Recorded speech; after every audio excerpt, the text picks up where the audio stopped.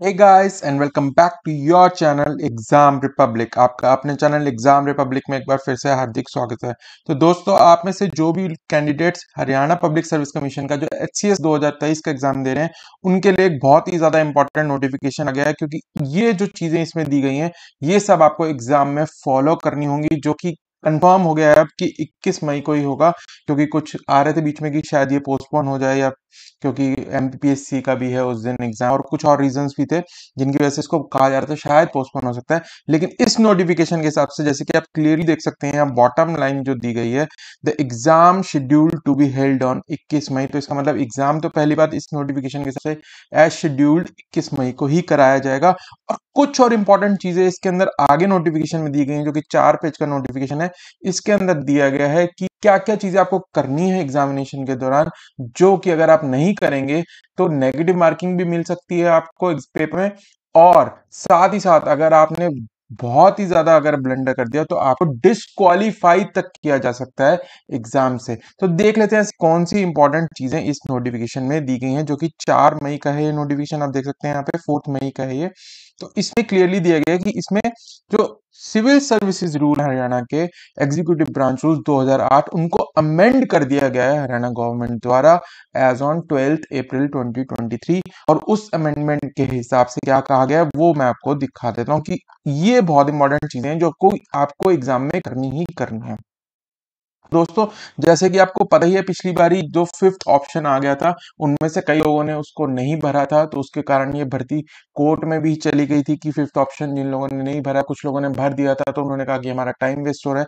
तो इसको स्ट्रीमलाइन करने के लिए कि आगे जाके ऐसा कुछ ना हो, तो ये जो मॉडिफिकेशंस हैं ये लाई गई हैं रूल्स के अंदर सिविल सर्विसेज के लिए। ठीक है, तो देख लेते हैं। इसमें से सबसे इंपॉर्टेंट जो है ये पॉइंट 2 है, इसमें फोर्थ और सेवेंथ पॉइंट जो आप देख रहे हैं ये इंपॉर्टेंट है। तो सबसे पहली बात, तो 5 ऑप्शन दिए जाएंगे इसमें। ठीक है, ABCDE। तो आपको घबराने की जरूरत नहीं है कि ऑप्शन ई भी आ गया है तो मेरी प्रोबेबिलिटी कम हो गई है सही करने की, पेपर टफ हो जाएगा। ई जो ऑप्शन रहेगा वो रहेगा कि अगर आप क्वेश्चन को अटेम्प्ट नहीं कर रहे हैं तो ही आपको ई इसमें करना है एनसर्कल। ठीक है, तो ई ऑप्शन आपको करना ही करना है हर क्वेश्चन में, अगर आप उस क्वेश्चन को अटेम्प्ट नहीं कर रहे हैं। अगर लेकिन इसमें दिया गया, अगर आप उसके किसी भी क्वेश्चन में ई को अनमार्क छोड़ देते हैं, उसमें कोई भी ऑप्शन आप नहीं सिलेक्ट करते हैं, एक तो आपका क्वेश्चन आता नहीं है तो ABCD में से आप कोई मार्क नहीं करना चाहते, और आप ई भी नहीं भरते हैं, जो कि हमने अनअटेम्प्टेड छोड़ना है क्वेश्चन, उसके लिए आपको भरना है, तो उस केस में क्या होगा, आपको 0.25 मार्क की पेनल्टी लगाई जाएगी पर क्वेश्चन जो कि आप अनअटेंडेड छोड़ेंगे।